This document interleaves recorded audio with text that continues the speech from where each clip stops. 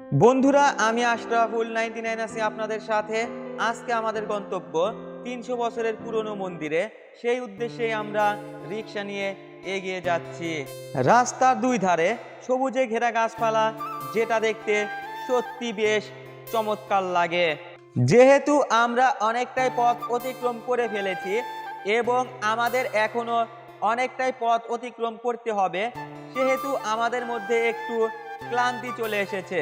তাই আমরা গাড়িটা থামিয়ে ক্লান্তি দূর করতে এখানে বিশ্রাম নেই এবং প্রকৃতির অপরূপ সৌন্দর্যগুলো উপভোগ করতে থাকি। বিশ্রাম নেওয়া শেষে আবারও আমরা আমাদের গন্তব্যের উদ্দেশ্যে রওনা দেই। অবশেষে আমরা পৌঁছে গিয়েছি প্রায় 300 বছরের পুরনো মুঘল সাম্রাজ্যের আমলের সেই মন্দিরের সামনে। এই মন্দিরের নাম হলো সিদ্ধেশ্বরী মন্দির।